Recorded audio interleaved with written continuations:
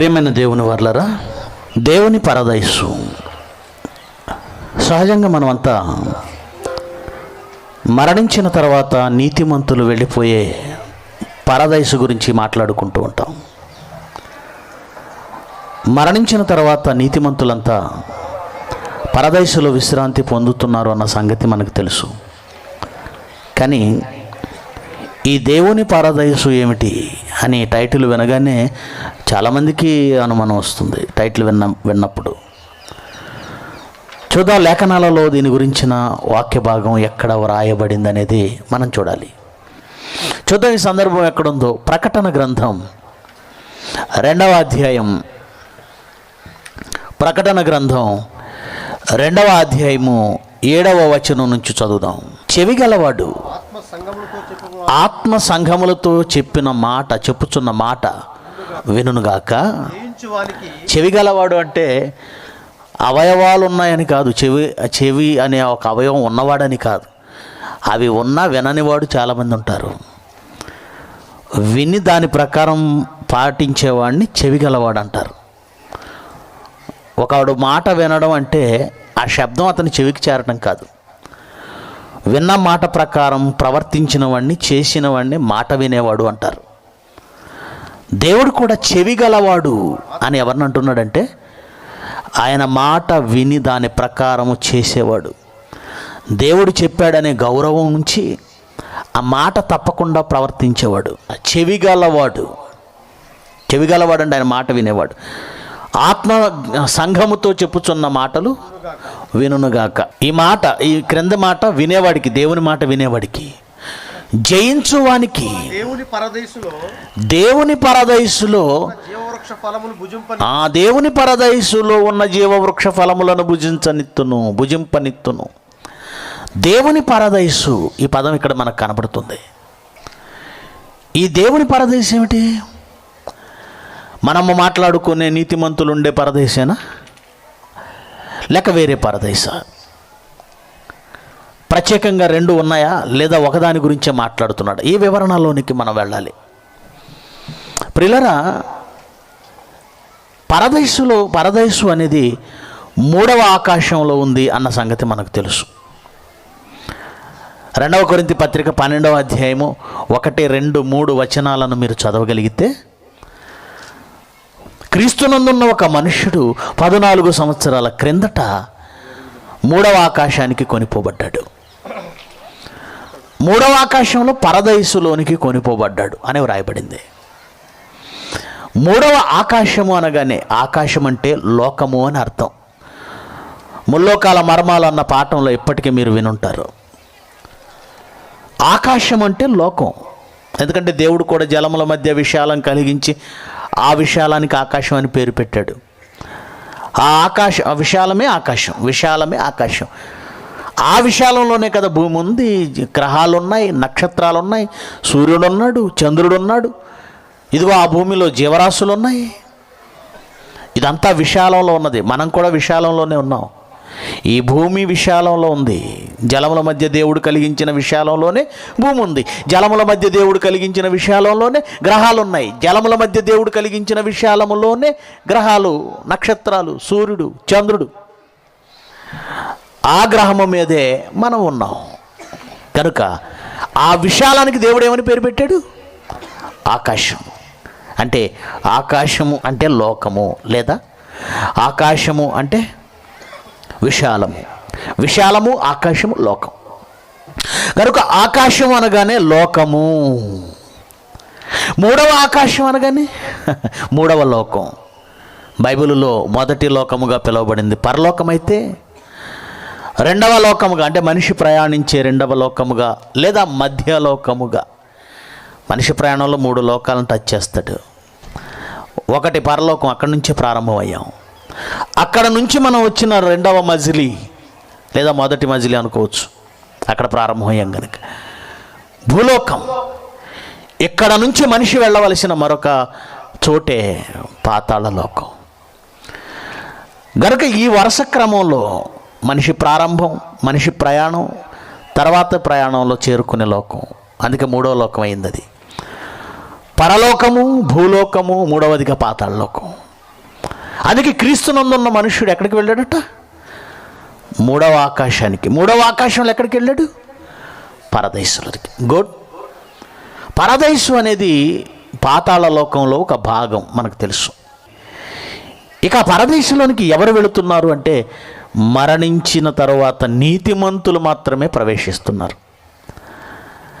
నీతిమంతులు ప్రవేశిస్తే దేవుని పరదేశు అని ఎందుకంటారు? దేవుడేమి ఇప్పుడు ప్రవేశించడు కదా, ఆయన ఉండడు కదా. దేవుని పరదేశం అని ఎందుకు అనాలి? దాన్ని అనడం లేదు. మరి దేవుని పరదేశం అంటే ఏంటి? దేవుడు ఎప్పుడు మనం వెళ్ళే పరదేశంలో ప్రవేశించడం. యేసుక్రీస్తు వెళ్ళాడు, కానీ మూడవ దినాన్ని వచ్చాడు. తండ్రి అనే దేవుడు అయితే అసలు ప్రవేశించడు.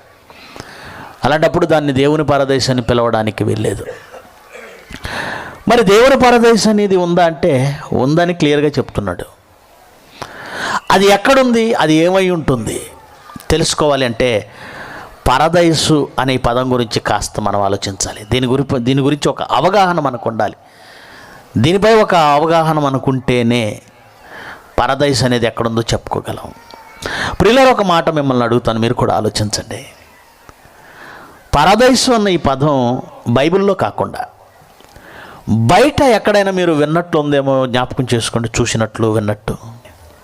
సికింద్రాబాద్ స్టేషన్, రైల్వే స్టేషన్ దిగిన తర్వాత ఆ దగ్గరలోనే ప్యారడైజ్, హోటల్ ప్యారడైజ్ అని ఉంటుంది. ఏంటంటే అది హోటల్ ప్యారడైజ్ అంటే తన హోటల్కు పరదైసు, ప్యారడైజ్ అంటే పరదైసు అని పేరు పెట్టుకున్నాడు.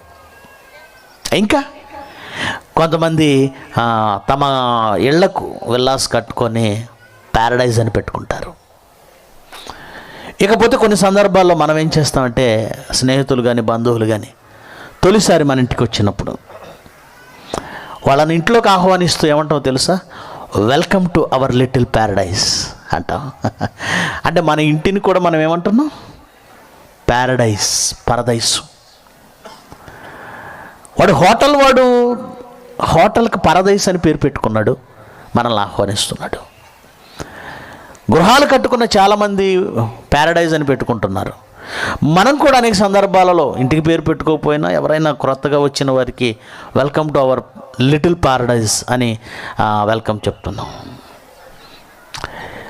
ఒకసారి ఆలోచన చేద్దాం, ఎందుకు ఆ పేరు వాడారు? హోటల్ వాడు కావచ్చు, ఇల్లు కట్టుకున్న వాళ్ళు కావచ్చు, లేదా ఇంట్లో ఆహ్వానిస్తున్న మనం కావచ్చు.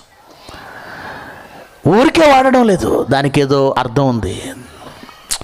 చూద్దాం, బైబిల్ నుంచే చూద్దాం అసలు పరదేశ్ అంటే ఏంటి, ఏముంది అందులో, ఎందుకు బయట కూడా పేరు పెట్టుకుంటున్నారు అని చూస్తే యెషయా గ్రంథము 57వ అధ్యాయము 1వ వచనం నుంచి. యెషయా గ్రంథం 57వ అధ్యాయము 1వ వచనం నుంచి చదవండి ఎవరైనా. నీతిమంతులు నశించుట చూచి ఎవరునూ దానిని ఆలోచించటం లేదు, మనసులో పెట్టుకోవడం లేదు. నీతిమంతుడు నశించాడంటే లేదా మరణించాడంటే మనసును పెట్టుకోవాలి, ఆలోచించాలి. ఎందుకు? తర్వాత మాట ఎందుకో చెప్తున్నాడు. భక్తులైన వారు అందరిలాగా నాశనం అయిపోయినారు, కనికి వెళ్ళిపోయారు, లేకుండా పోయారని మాట్లాడుకుంటున్న సమాజంలో మీరు ఒకరు కాకండి. ఒక నీతిమంతుడు మరణించాడంటే, ఈ లోకంలో నాశనం అయ్యాడంటే గుర్తుపెట్టుకోండి, అందరిలా నాశనం అయిపోయాడు అనుకోకండి. భక్తులైన వారు తీసుకొని పోబడుచున్నారు. నాశనం అయ్యారంటే ముగిసిపోయారు, లేకుండా పోయారని కాదు, వాళ్ళు తీసుకొని పోబడుతున్నారట. కీడనేది చూడకుండా, కీడును తప్పించుకొని, మరణం తర్వాత మనిషికి ఎదురయ్యే కీడు, అదే భయంకరమైన నరకం, అదే వేదనకరమైన స్థలం. ఆ కీడును చూడకుండా నీతిమంతులు కొనిపోబడుచున్నారని ఎవరికి తోచటం లేదు. ఇంతకీ కీడు చూడకుండా వాళ్ళను ఎక్కడికి కొనిపోయాడు దేవుడంటే విశ్రాంతిలో ప్రవేశించుచున్నారు. పరదేశుకు వెళ్ళిన వాళ్ళ గురించి దేవుడు ఇక్కడ ఒక మాట రాయించాడు. పరదేశులోనికి వెళతారన్నది తెలుసు. పరదేశులకు వెళ్ళడం అంటే ఏంటో తెలుసా నాయన? విశ్రాంతిలో ప్రవేశించడం అన్నాడు. వారు ఎక్కడ ప్రవేశిస్తున్నారట? విశ్రాంతిలో. అంటే పరదైసులో ప్రవేశించడం అంటే విశ్రాంతిలో ప్రవేశించడం. ఎందుకంటే పరదేశంలోనికి వెళ్ళిన నీతిమంతులు ఏం తీసుకుంటున్నారో మీ అందరికీ తెలుసు. నాథా, సత్యస్వరూపి, పరిశుద్ధుడా, ఎందాక ఈ భూమికి తీర్పు తీర్చక ఉంటావు, మాకెన్నాళ్ళు పరలోకం వేయకుండా ఉంటావు, మేమెన్నాళ్ళు ఎదురు చూడాలంటే సహోదరుల లెక్క పూర్తి అగు వరకు ఇంకా కొంతకాలము విశ్రమింపవలెను. అంటే ఏముందన్నమాట? పరదైసులో విశ్రాంతి. పరదైసులో విశ్రాంతి ఉంది. పరదైసులో ప్రవేశించడం అంటే విశ్రాంతిలో ప్రవేశించడం. మనసులో పెట్టుకోండి. అలాగే ప్రకటన గ్రంథము 14వ అధ్యాయము 13వ వచనం. ప్రకటన గ్రంథము 14వ అధ్యాయము 13వ వచనం. అంతటా ఇప్పటి నుండి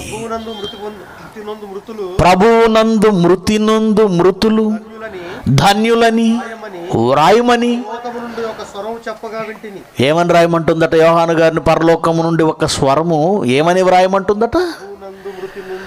ప్రభువునందు మృతినందు మృతులు ధన్యులని వ్రాయి.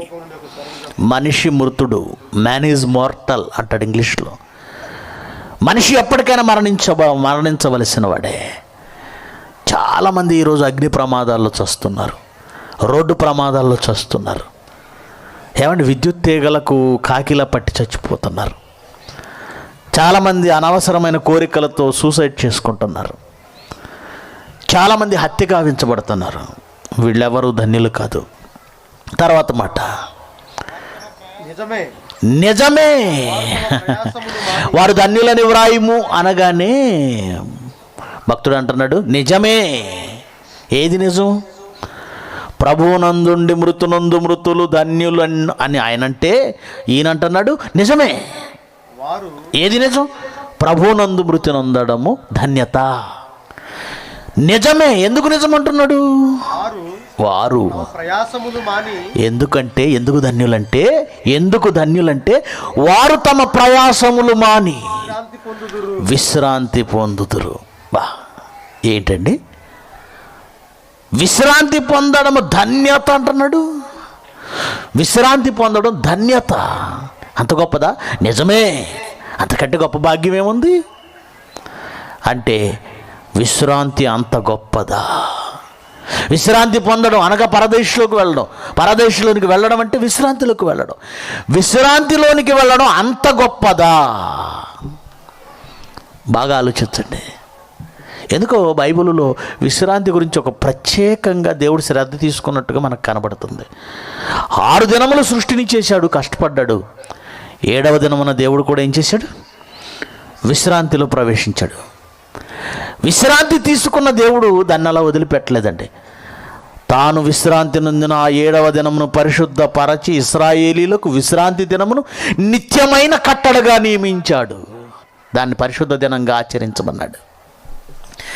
దేవుడు పని నుంచి విశ్రమించి తాను విశ్రమించిన ఆ దినమును పరిశుద్ధపరచి దానిని ఒక పరిశుద్ధ దినముగా ఆచరించమని ఎంతగా దేవుడు ఆలోచిస్తున్నాడంటే విశ్రాంతి యొక్క విలువేంటో మీరు ఆలోచించాలి. అంటే పరదైసులో మనకు వచ్చే విశ్రాంతి సామాన్యమైనది కాదన్నమాట. పరదైసులో మనం పొందబోయే విశ్రాంతి సామాన్యమైనది కాదు. దాని విలువ ఎవరికి తెలుస్తుంది తెలుసా? ఏమంటే విశ్రాంతి విలువ ఎవరికి తెలుస్తుంది? ఈ భూమి మీద కష్టపడేవాడికి. ఏ కష్టము పడని వాడికి, ఎప్పుడు విశ్రాంతి తీసుకునేవాడికి దాని విలువ కూడా తెలియదు. 60 ఏళ్ళు అయితే 60 ఏళ్ళు, 70 ఏళ్ళు అయితే 70 ఏళ్ళు, 80 ఏళ్ళు అయితే 80 ఏళ్ళు దేవుని కోసం ఈ భూమి మీద ప్రయాసపడి అహర్నిశలు కష్టపడి తిని తినక విశ్రాంతి ఉండి లేక ప్రయాణాలు, కష్టాలు, అవమానాలు, నిందలు, ఇలా దేవుని కోసం 60 ఏళ్ళు కష్టపడితే ఆయన ఎలాంటి విశ్రాంతి ఇవ్వాలనుకుంటున్నాడో మీరు ఆలోచించండి. ఎలాంటి విశ్రాంతి కలిగిస్తాడో మీరు ఆలోచించండి. అందుకే ఆయన విశ్రాంతిలో ఇప్పటి నుండి ప్రభువునందు మృతినందు మృతులు ధన్యులని వ్రాయము. నిజమే. ఎందుకంటే వారు తమ ప్రయాసములు మాని విశ్రాంతి పొందుతారు. అంటే పరదైసులో మనము ఊహించనంత రిలాక్స్, విశ్రాంతి ఉంటుంది. రిలాక్స్. రైట్. మనకు ఒక విషయం అయితే అవగాహన అయింది. పరదైసులో విశ్రాంతి, అక్కడికి వెళ్తే రిలాక్స్. పరదైసులో మనకు విశ్రాంతి, రిలాక్స్. ఏమండి, రిలాక్స్ అనేది శరీరానికేనా, మైండ్కు కూడా కావాలా? శరీరానికైనా, మనసుకు కూడా కావాలా? మానసికంగా ఎన్నో సమస్యలు, ఎన్నో చికాకులు, ఎన్నో ఇబ్బందులు. మైండ్ రిలాక్స్గా ఉంటే ఎంత హాయిగా ఉంటుంది మనకి. అమ్మ, నాకు సమస్యలన్నీ పోయి మైండ్ ఇప్పుడు రిలాక్స్గా ఉందంటారు చాలామంది. అంటే పరదైసులో మనకు కనబడేది ఏమిటంటే విశ్రాంతి, రిలాక్స్. నిజంగా అక్కడికి వెళితే ఏం టెన్షన్ ఉందండి? నెల చివరికి వస్తుంటే డబ్బులు అయిపోతాయని టెన్షన్ ఉంటుంది పరదేశంలో. అప్పుల వాళ్ళు వస్తారు, కిస్తీలన్నీ కట్టాలి, ఇన్స్టాల్మెంట్ కట్టాలి, ఉంటుందా? ఏం తినాలి, ఏం తాగాలి, వారానికి ఒకసారి ఏళ్ళ బయటికి తీసుకెళ్ళాలి, దానికి ఎంత ఖర్చు అవుతుంది? పండగ వస్తుందంటే పిల్లలకి బట్టలు, ఏమండి ఆవిడికి బట్టలు, మధ్య మధ్యలో పక్కింటి మంగళగౌరిని చూస్తే నా కాసుల పేరు. ఇవన్నీ టెన్షన్స్ ఉన్నాయి అక్కడ. No tension. ఏమండి, అంటే విశ్రాంతి, రిలాక్స్. ఇప్పుడు మనకు ఒక అవగాహనకు వచ్చాము. హోటల్ వాడు పరదైస్ అని ఎందుకు పెట్టాడు, ప్యారడైజ్ అని? మీరు రకరకాల టెన్షన్స్తో తిరుగుతున్నారు. ఒక్కసారి మా హోటల్కి వచ్చి వెళ్ళండి. మా హోటల్లో మీకు ఏం దొరుకుతుంది? రిలాక్స్. రిలాక్స్ అయిపోండి. మా హోటల్కి వచ్చి రిలాక్స్ అయిపోండి. అది వాడి ఉద్దేశం, ప్యారడైజ్ అని పెట్టడానికి. చాలామంది ప్రశాంతంగా ఇల్లు కట్టుకుంటారు. ఏమంటే ఫామ్ హౌస్లు అంటారు, చూసారా? రాజశేఖర రెడ్డి గారికి పులివెందుల్లో ఇల్లు ఉంది, కడపలో ఇల్లు ఉంది, హైదరాబాద్లో ఇల్లు ఉంది, బెంగళూరులో ఇల్లు ఉంది. కానీ మళ్ళీ ఎక్కడ కట్టుకోవాలని ఆలోచించాడు? ఇడుపులపాయ. అక్కడ ఫామ్ హౌస్, అక్కడికి వెళితే రిలాక్స్గా ఉంటుంది నాకు అంటాడు. చాలామంది అలాగే కృష్ణ గారి భార్య విజయ నిర్మల గారు విజయకృష్ణ గార్డెన్స్ అని చాలా ఖర్చు పెట్టి చాలా సుందరంగా ఆ చివరి దినాలలో అక్కడికి వెళ్ళి ప్రశాంతంగా ఉండాలి. ఈ రణగణధ్వనుల మధ్య, ఈ మనుషుల మధ్య కాకుండా ప్రశాంతంగా ఉండాలనుకుంది. పాపం అది ఆ కట్టడం పూర్తి అవ్వకుండానే ఏమో కాలం పూర్తయింది, వెళ్ళిపోయింది. అంటే ఫామ్ హౌస్, ఇల్లున్న ఫామ్ హౌస్. ఇలా మనం ఆలోచిస్తే ప్రత్యేకమైన రిలాక్స్, మైండ్ రిలాక్స్, ప్రశాంతమైన వాతావరణం పరదైసులో ఉంటుందని మనకు అర్థమవుతుంది. ఏమండి, దేవుని కోసం బ్రతికి మరణించి పాతాళ లోకములో పరదేశంలోకి వెళితే మనం రిలాక్స్ అయితే, అందుకే అది మన పరదేశ్ అయితే, దేవుని పరదేశ్ అంటున్నాడంటే దేవునికి కూడా విశ్రాంతి, రిలాక్స్ అవసరమై ఎక్కడైనా పరదేశ్ అనేది సెపరేట్గా కట్టుకున్నాడా? రాజకీయ నాయకులు ఎలాగైతే ఏమంటే జనావాసాలకు దూరంగా ఫామ్ హౌస్లను ప్రత్యేకంగా కట్టుకుంటారో, లేదంటే డబ్బున్న వాళ్ళు. పరలోకంలో ఉన్నాడు దేవుడు, కానీ పరలోకంలో దేవుడికి విశ్రాంతి ఉందా? ఉందా? పరలోకంలో దేవునికి విశ్రాంతి ఎక్కడుంది? అవిధేయుల ఎదురాడు ప్రజల కొరకు దినమెల్లా నా చేతులు చాచి ఉంటున్నాను, మీ కొరకు నేను చింతిస్తున్నాను. పరలోకంలో దేవుడు ఉన్నాడు, కానీ ఆయనకి ఏమి లేదు, విశ్రాంతి లేదు, మైండ్ రిలాక్స్ లేదు. అంటే మానసికంగా ఎన్నో సమస్యలు దేవుడికి కూడా, ఆయన మనసుకు విశ్రాంతి లేదు. అలా ఎన్నో టెన్షన్స్తో, సమస్యలతో సతమతమయ్యే దేవుడు విశ్రాంతి పొందడానికి ఏదో ఫామ్ హౌస్ లాంటిది కట్టుకొని ఉండాలి. ఎక్కడుంది అది? ఆయన రిలాక్స్ అవ్వడానికి ఏదో కట్టుకోవాలి. ఎక్కడో కట్టుకున్నాడు, వెళ్ళొస్తున్నాడు. ఎక్కడుంది? చూద్దాం లేఖనాలను. ఆయన ఎక్కడ విశ్రాంతి పొందుతాడు? ఆయనకు ఫామ్ హౌస్ ఎక్కడుంది? చూద్దామా? లేఖనాల నుంచి చూద్దామా? ఎలా చెప్పగలమండి ఎక్కడుందో? ఎలా చెప్పగలమండి? లేఖనాలను జాగ్రత్తగా పరిశీలించడం ద్వారా అది ఎక్కడుందో చూడొచ్చండి. ప్రకటన గ్రంథం 2వ అధ్యాయం 7వ వచనం. ఇంతకీ దేవుడు ఎక్కడ పరదైసు అంటే ఒక ఫామ్ హౌస్ ఎక్కడ ఏర్పాటు చేసుకున్నాడు? తన కొరకు ఒక రిలాక్స్ అవ్వడానికి ఎక్కడ పరదేశ్ అనే ఒక ప్రాంతాన్ని ఏర్పరచుకున్నాడో లేఖనాల నుంచి చూద్దాం. 7వ వచనం, 2వ అధ్యాయం 7వ వచనం మళ్ళీ చదువుతున్నాం. చెవి గలవాడు ఆత్మ సంగములతో చెప్పుచున్న మాట వినుగాక.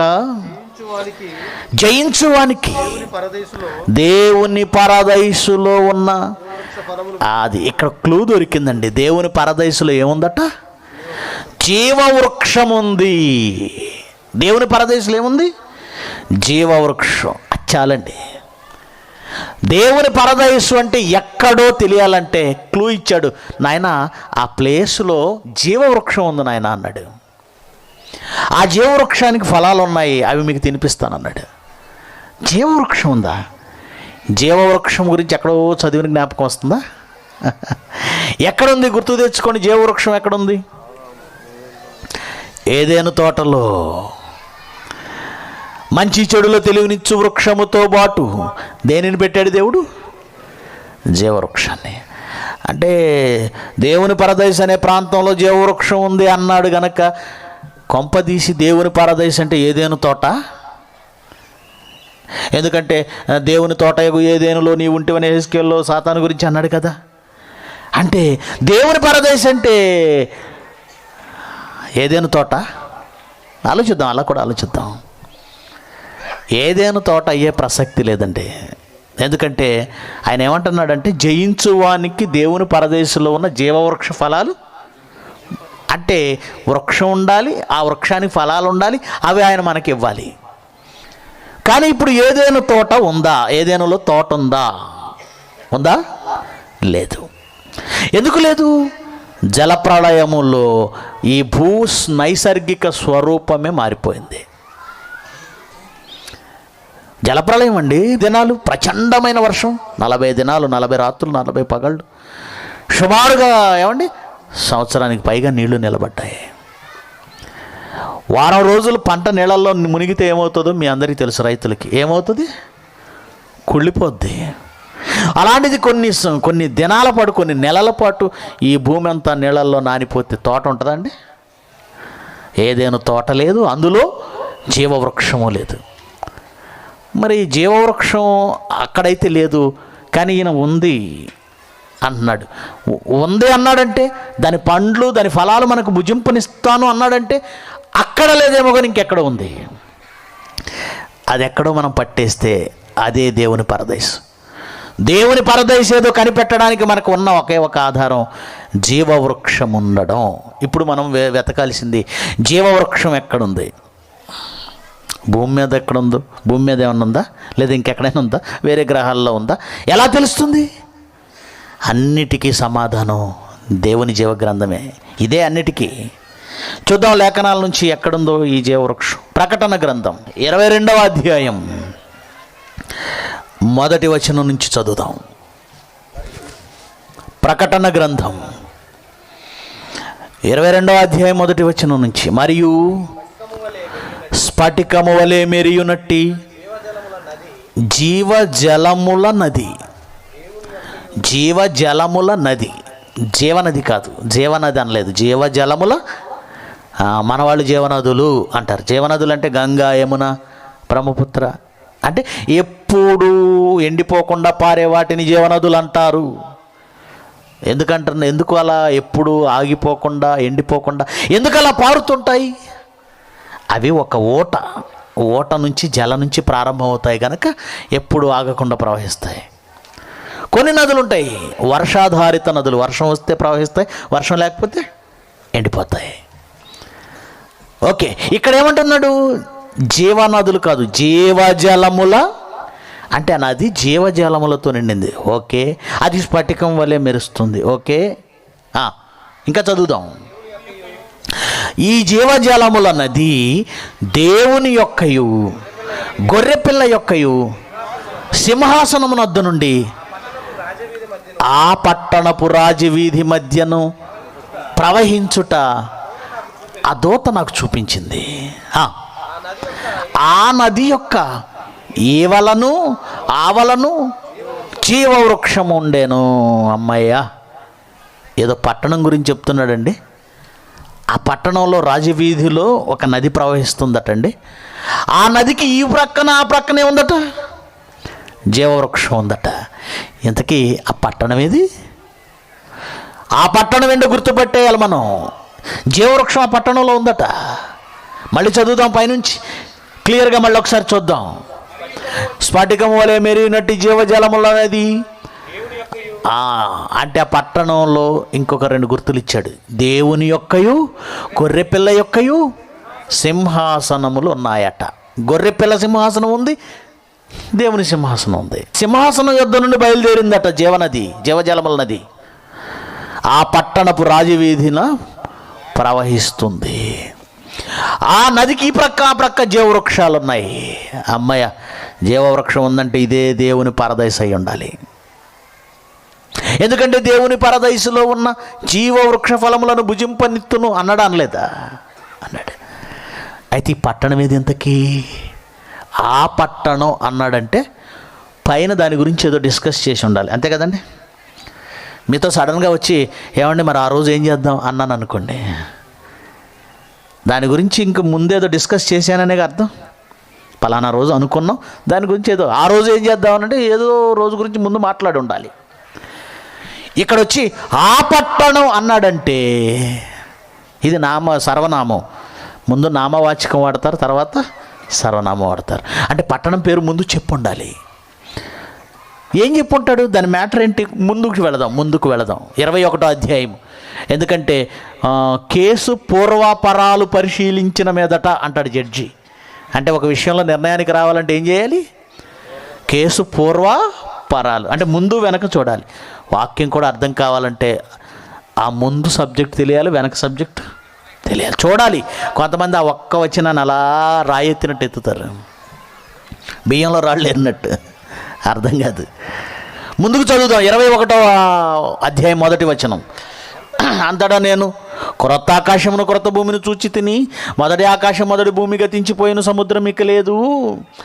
మరియు నేను నూతనమైన యెరూషలేము అను ఆ పరిశుద్ధ పట్టణము తన భర్త కొరకు అలంకరింపబడిన పెండ్లి కుమార్తె వలె సిద్ధపడి పరలోకమందున్న దేవుని యొద్ద నుండి దిగివచ్చుట. ఒక పట్టణం గురించి మాట్లాడుతున్నాడండి ఇక్కడ. ఆ పట్టణం పేరేంటట? నూతనమైన యెరూషలేము అను పరిశుద్ధ పట్టణం. నూతనమైన యెరూషలేము, ఆ పట్టణం పేరేంటి? నూతనమైన యెరూషలేము అను పరిశుద్ధ పట్టణం, తన భర్త కొరకు అలంకరింపబడినదై పరలోకమందున్న దేవుని యొద్ద నుండి దిగి వచ్చుచున్నది. నూతన యెరూషలేము అన్నాడు, పాత యెరూషలేము అనలేదు. ఇజ్రాయెల్ దేశంలో భూమి మీద ఉన్న యెరూషలేము అది వేరండి, దాని గురించి మాట్లాడడం లేదు. ఇది నూతనమైన యెరూషలేము అట. ఇంతకీ ఏంటి పట్టణం? అదే అధ్యాయంలో 9వ వచనానికి వెళితే ఈ పట్టణం ఏంటో క్లియర్గా చెప్తున్నాడు. 9వ వచనం. ఆ గడపడ 7 తెగుళ్లతో నిండిన 7 పాత్రలను పట్టుకుని ఉన్న 7 దేవదూతలలో ఒకడు వచ్చి, ఇటు రమ్ము, పెండ్లి కుమార్తెను అనగా గొర్రెపిల్ల యొక్క భార్యను నీకు చూపెదనని నాతో చెప్పి, ఆత్మవశుడనైన నన్ను ఎత్తైన గొప్ప పర్వతం మీదికి తీసుకొని పోయి, యెరూషలేము అను పరిశుద్ధ పట్టణము దేవుని మహిమ గలదై పరలోకమందున్న దేవుని యొద్ద నుండి దిగివచ్చుట. గొర్రెపిల్ల భార్యను చూపిస్తానని తీసుకెళ్ళాడు. గొర్రెపిల్ల భార్య అంటే సంఘం అన్న సంగతి మీకు తెలుసు. గొర్రెపిల్ల భార్యను చూపిస్తానని తీసుకువెళ్ళి ఏం చూపిస్తున్నాడు? నూతనమైన యెరూషలేము అను ఆ పట్టణం. అంటే ఈ పట్టణమే గొర్రెపిల్ల భార్య. గొర్రెపిల్ల భార్య అంటే పట్టణం, పట్టణం అంటే గొర్రెపిల్ల భార్య, గొర్రెపిల్ల భార్య అంటే సంఘం, సంఘం అంటే పట్టణం. ఇంతకీ పట్టణం అంటే ఏది? సంఘం, సంఘం, సంఘం, సంఘం. సంఘమే జీవము గల దేవుని పట్టణం. ఎబ్రీ పత్రిక 12వ అధ్యాయము 22వ వచనం రాసుకోండి, తర్వాత చదువుకోండి. జీవము గల దేవుని పట్టణం, అది జీవము గల దేవుని పట్టణం. ఇప్పుడు చెప్పండి, ఆ పట్టణం అని 22వ అధ్యాయంలో అన్నాడే, ఏ పట్టణం గురించి మాట్లాడుతున్నాడు? సంఘము అను జీవము గల దేవుని పట్టణం. ఇప్పుడు చదవండి 22వ అధ్యాయం 1వ వచనం నుంచి, మీకు అర్థమైపోతుంది. 22వ అధ్యాయం 1వ వచనం చదువుదాం. స్ఫటికము వలె మెరియునట్టి జీవజలముల నది దేవుని యొక్కయు గొర్రెపిల్ల యొక్కయు సింహాసనం నద్ద నుండి. ఆ పట్టణంలో దేవుని యొక్క గొర్రెపిల్ల యొక్క సింహాసనాలు ఉన్నాయట. ఆ పట్టణం అంటే సంఘం అని మనం అనుకున్నాం. సంఘములో దేవుని యొక్కయు గొర్రెపిల్ల యొక్కయు సింహాసనాలు ఉన్నాయా లేవా? మీరే చెప్పండి. దేవుని యొక్క సింహాసనం సంఘంలో ఉందా లేదా? సింహాసనం అంటే పరిపాలన చేస్తున్నాడనండి అర్థం అండి. సింహాసనం అంటే రాజ్యాధికారం, సింహాసనం అంటే రాజ్యాధికారం గురించి. దేవుని అధికారము, దేవుని పాలన సంఘంలో ఉందా లేదా? ఉంది. అంటే దేవుని సింహాసనం సంఘంలో ఉందా? ఇక గొర్రెపిల్ల సింహాసనం అంటే గొర్రెపిల్ల యొక్క అధికారం, ఆయన పాలన సంఘంపై ఉందా లేదా? ఉంది. అంటే జీవము గల దేవుని పట్టణం సంఘమే అని, ఆ సంఘమును జీవము గల దేవుని పట్టణంలో గొర్రెపిల్ల యొక్కయు దేవుని యొక్క సింహాసనాలు ఉన్నాయని క్లియర్గా అర్థమవుతుంది. ఇక వారి సింహాసనాల దగ్గర నుంచట జీవజలముల నది ఒకటి బయలుదేరిందట. అంటే సంఘములో దేవుని గొర్రెపిల్ల సింహాసనాలు ఉంటే జీవజలముల నది ఎక్కడి నుంచి బయలుదేరింది? సంఘములో నుంచి అది ప్రవహిస్తూనే ఉంటుంది. జీవజలముల నది ప్రవహిస్తూనే ఉంటుంది, ఆగదు. ఆ నదికి ప్రక్క ఏమన్నాయట? జీవవృక్షములు. ఏమండి, సంఘంలో నదేమీ లేదు కదండి అనుకుంటున్నారా? మా సంఘంలో నదేమీ లేదండి అనుకుంటున్నారా? జీవజలం అంటే ఏంటండి? జీవజలం వాక్యమను ఉదక స్నానము చేత అన్నాడు. ఈ వాక్యం ఏంటి? వాని కడుపులో ఊరిడి. ఆయన యాకోబు బావి దగ్గర ఉన్నాడు. సమరయ స్త్రీ వచ్చింది. అమ్మ నీళ్ళు ఇవ్వవా అని అడిగాడు. అడిగిన వాళ్ళు ఎవరో చూసింది, యూదుడు. దొరికాడు అనుకుంది. మా నీళ్ళు మీరెందుకు తాగుతారులే, నన్నెందుకు అడుగుతున్నావు? యూదులు సమరయులతో సాంగత్యం చేయరు కదా. అలాగే మాట్లాడుతుంది ఆవిడ. అప్పుడు అమ్మ, అంత ఫోజు ఇవ్వకు. నిన్ను అడుగుతున్నవాడు ఎవడో తెలిస్తే నువ్వే ఆయన్ని అడుగుతావు. ఆయన నీకు నిత్య జీవమునకై నీళ్ళు ఇస్తాడు. నువ్వు ఈ బావిలో నీళ్ళ గురించి మాట్లాడుతున్నావు. ఇవి తాగిన వాడు మరలా దప్పిక కొంటాడు, కానీ నేనిచ్చు నీళ్లు త్రాగువాడు అన్నటికి దప్పిక కొనడు. అయ్యా, అయితే అంత దూరం నుంచి రాలేకపోతున్నాను, నాకు ఇచ్చేయంది. అమ్మ, నేను ఇచ్చేది ఎలా ఉంటుందో తెలుసావా అని కడుపులో ఊరెడి బొగ్గ. అంటే సంఘములో ఈ జీవవాక్యము ఊరెడి బొగ్గ. నిజముగా దేవుని సంఘములో వాక్యం అనే ఊరెడి బొగ్గు ఉంటుంది. ఈ ప్రపంచంలో ఏ సంఘంలోనైనా వాక్యం అనే ఊరిడి బొగ్గు ఉందేమో చూడండి. ఉంటే సబ్జెక్టులు కొత్తవి వచ్చేస్తుండాలి. కానీ ఏ సంఘాన్ని చూసినా 20 ఏళ్ల క్రితం పాత ప్రసంగమే మళ్ళీ చేస్తాడు. కూర్చున్న వాళ్ళే చెప్తుంటారు. అయ్యగారు నెక్స్ట్ రెఫరెన్స్ ఇది చెప్తాడు, నెక్స్ట్ ఇది చెప్తాడు, ఫైనల్గా కానుకల గురించి చెప్తాడు. ఎవరి ప్రసంగమైన ఫినిషింగ్ ఏంటి? కానుకలు. అది ఇస్తే ఆశీర్వాదాలు. That's all. జయశాలి గారిని చూడండి, ఆయన వయసు 70 ఏళ్ళు. 50 ఏళ్లకు పైగా ఆయన ఇప్పటికీ మాట్లాడుతూనే ఉన్నారు. ఇంకా క్రొత్త పాఠాలు మాట్లాడుతూనే ఉన్నారు. అది ఎవరనుకుంటున్నారు మీరు? ఊరెడి బొగ్గ. అది ఊరేడి బొగ్గ. BYY దేవుని సంఘం కదండి. ఇది దేవుని సంఘము కనుకనే, దేవుని సింహాసనం గొర్రెపిల్ల సింహాసనం ఉంది కనుకనే BYY నుంచి ఏమండి ఊరుతూనే ఉన్నాయేంటి? ఇప్పటికీ మీరు ఏమండి ఈ సంవత్సరం స్పెషల్ ఏంటి అంటే ఎంతమంది జనం ఎందుకు వచ్చేసారు? క్రొత్త పాఠాలు ఎక్కడి నుంచి వచ్చాయి? 36 ఏళ్ళుగా చెప్పిన 37వ సంవత్సరం కూడా కొత్త పాఠాలు వస్తాయా? 38 వస్తాయి, 39 వస్తాయి, 40 వస్తాయి, 100 వస్తాయి. ఎందుకంటే ఇక్కడేముంది? BYYలో ఏముంది? ఊరేడి బొగ్గ ప్రవహిస్తూనే ఉంటుంది. ఈ పట్టణపు రాజవీధిని ప్రవహిస్తుందా? ఇక్కడ నుంచి సంగమం నుంచి ఏమంటే ప్రపంచం అంతా ప్రవహిస్తున్నాయండి ఈ వాక్యాలు. ఈ వాక్యములు ఇలా ప్రవహిస్తుంటే వాటి పక్కన ఏమున్నాయట? జీవవృక్షాలు ఉన్నాయా? వాక్యము ప్రవహిస్తుంటే ఆ ప్రక్కన జీవవృక్షాలు ఉన్నాయా లేవా? జీవవృక్షం ఉంది, జీవవృక్ష ఫలాలు ఉన్నాయంటే దాని అర్థం మనం చెట్లు నాటుకోవాలని కాదండి. వాక్యం యొక్క ఫలితం ఏంటి? లేఖనముల యందు నిత్య జీవము కలదని తలంచుచు మీరు వాటిని ఎప్పుడైతే వాక్యం అందిస్తున్నారో ఆ వాక్యం నుంచి వచ్చే ఫలితము నిత్య జీవం. ఏమండి, ఏదైనా తోటలో చెట్లు పెట్టాడు కదండి జీవవృక్షాలు. ఆ జీవవృక్ష ఫలాలు తింటే నిత్యము బ్రతుకుతారట. పండు తిని పాపం చేశారు వీళ్ళిద్దరు. దేవుడు దేవదూతలను పిలిచాడు, ఖడ్గజ్వాలను నిలబెట్టండి. ఎందుకు ప్రభువా?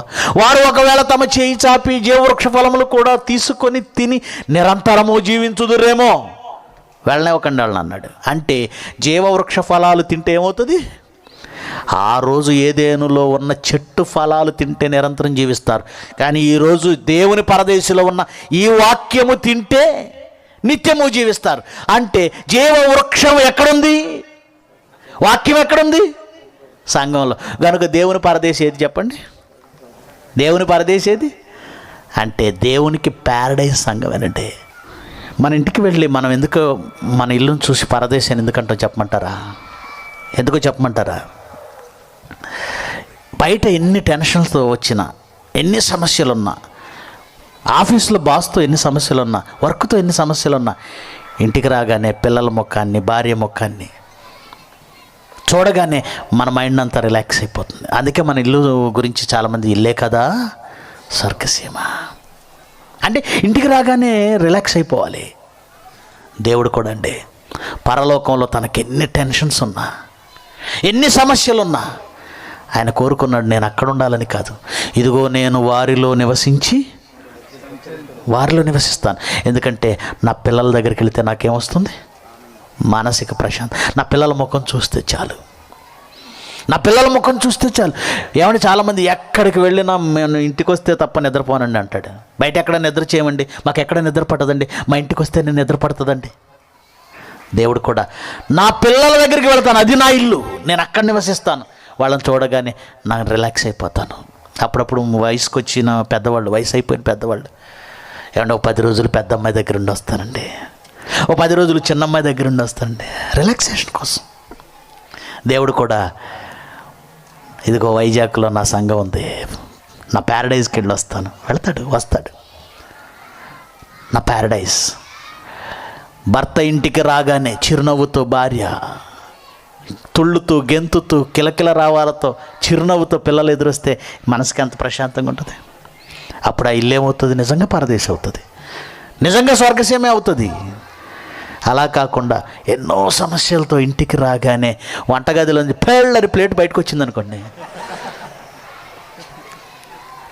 పిల్లలు ముఖం తిప్పుకొని వెళ్ళిపోయారు అనుకోండి, తల్లి వచ్చి ఏమిరా నీ పెళ్ళం నన్ను చంపేసేటట్టు ఉన్నారు, చేస్తావా చేస్తావా?